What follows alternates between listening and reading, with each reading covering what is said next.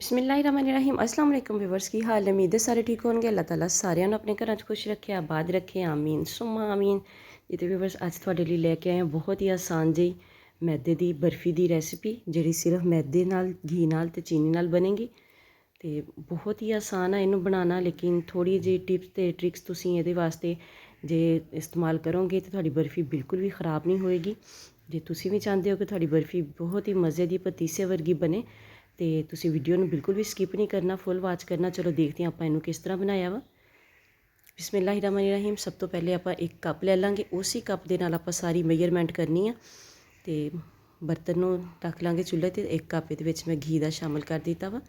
घी तुसी चैक कर सकते हो, ना बिल्कुल पिघलिया होया वा ते ना ही बिल्कुल सख्त घी आ, बस नॉर्मल जी ये कंसिस्टेंसी है। तो इसी कंसिस्टेंसी का घी तुहानूं चाहिदा वा। जे तुसी फुल जमे हुए घी का कप भरोगे तो जो तुसी गर्म करोगे तो वो ज़्यादा हो जाएगा। तो इसलिए इस चीज़ का तुसी ख्याल करना वा। तो इसी कप के नाल आपां 1.5 कप मैदा जिहड़ा वा वो मेजर करके रख लेना वा। इलायचियाँ शामिल करांगे 2,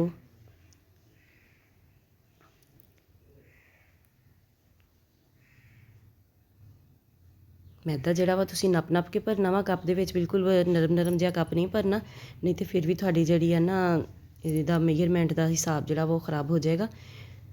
घी की भी कंसिस्टेंसी तुहानूं दस दित्ती है कि इसी कंसिस्टेंसी का घी तुहाडा होना चाहिदा वा।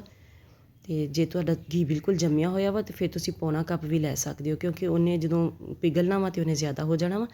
तो 1.5 कप मैदे का लिया वा। मैदा भी तुसी नप नप के कप नूं भरना वा, ढिला ढिला कप नहीं भरना, ताकि थोड़ी मेजरमेंट जी आ वो बिल्कुल परफेक्ट रहे तो थोड़ी बर्फी जी है बिल्कुल परफेक्ट बने। देखो पहले तो थोड़ा इस तरह ही महसूस होएगा जिस तरह सारा पता नहीं खुश्क हो गया वा, घी कम आ, लेकिन नहीं, घी कम नहीं हैगा।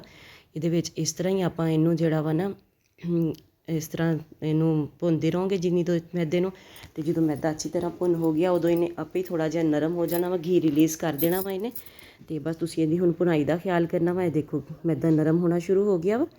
इनू इसी तरह भुनते रहना वा तुसीं तकरीबन 8 तो 10 मिनट बिल्कुल स्लो फ्लेम ते, दम वाले फ्लेम ते भुनोगे तो उन्ना ही ज़बरदस्त थोड़ी बर्फ़ी का टेस्ट बनेगा। जे तुसीं ज़्यादा फ्लेम करोगे, मीडियम करोगे या हाई करोगे तो उन्नी टेस्टफुल बर्फ़ी थोड़ी नहीं बनेगी। ये देखो माशाल्लाह ज़बरदस्त सी बर्फ़ी अपनी तैयार हो गई है। ये देखो कितना ज़बरदस्त या घी जड़ा इन्हें रिलीज़ कर दिता वा। तो नरम देखो कितनी हो गई है। अजे थोड़ी देर आप इनू होर भुनांगे। तो यह देखो मैंने मैं भुन लिया वा। तो चम्मच चला चला के आप इनू देखो माशाल्लाह कितना लिक्विड जहा तुहानूं फील हो रहा ना इसकी कंसिस्टेंसी। तो कंसिस्टेंसी ये चैक कर लेनी है तुसी, बस इस तरह की हो गई जो तो तुसी समझ लो कि थोड़ी बर्फ़ी जी है वो बिल्कुल सही तरीके नाल मैदा थोड़ा भुन हो गया वा। तो मैं पानी वाला बर्तन नीचे रख के इनू जल्दी ठंडा कर लिया, बर्तन नहीं सी बदलिया। ये ज़्यादा बर्तन फिर धोने वाले हो जाते हैं, बर्तन भी ज़्यादा गंदे हो जाते। इस चीज़ का भी ख्याल करिया करो, सर्दी आ गई है, इन्ने बर्तन धो के हत्थ भी खराब होणगे अपनी भैनों के। तो हुण इहदे विच आपां पीसी हुई चीनी शामिल की है, 1 कप पीसी हुई चीनी शामिल की है। तो उन्होंने अच्छे तरीके दे नाल इहदे विच मिक्स कर लाँगे। पूरा 1 कप ही इहदे विच लगेगा, कम भी नहीं लगेगी तो ज़्यादा भी नहीं लगेगी। तो देखो माशाल्लाह ज़बरदस्त ही चीनी भी अपनी मिक्स हो गई है। तुहानूं वीडियो चंगी लगे तो लाइक तो शेयर जरूर करिया जे। चैनल ते नवे आ तो चैनल सबसक्राइब करके जाया जे, नाल बैल आइकन नूं जरूर प्रेस करिया जे ताकि आने वाली वीडियोज़ का नोटिफिकेशन तुहाडे तक आसानी नाल पहुँच सके। जे तुसी थोड़ी चीनी बचानी चाहो तो तुसी पहले चैक कर लेना। मैं भी चैक किया सी, लेकिन मीठा कम लग्या सी, इसलिए मैं सारा कप चीनी का ये शामिल कर दिता। एक बर्तन ग्रीस कर लाँगे जिहदे आप इनू जमाना वा। तो जमान वास्ते तुसी इनू सिर्फ घंटे तो 1.5 घंटे तक का रेस्ट देना वा, ज़्यादा टाइम का रेस्ट नहीं देना, नहीं तो थोड़ी बर्फ़ी जी टुटन लग पेगी। बादाम आप ये शामिल कर दिते हैं।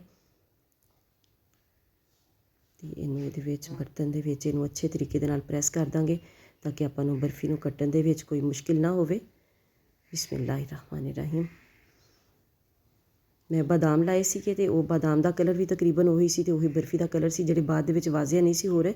तुसी चाहो तो इनू पिस्ता वगैरह भी लगा सकदे हो, बादाम लाने तो तुहाडी मर्ज़ी। तो इनू अच्छे तरीके दे नाल इस तरह इनू प्रेस करके तो इनू रख देंगे। फिर इसकी कटिंग करांगे।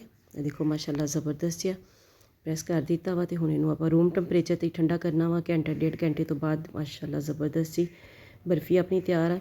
तुसी पीस इहदे छोटे वड्डे जिस तरह भी चाहो कर सकदे हो, लेकिन यही पीस जिहड़ा वा इन्ने क साइज़ का अच्छा लगदा वा।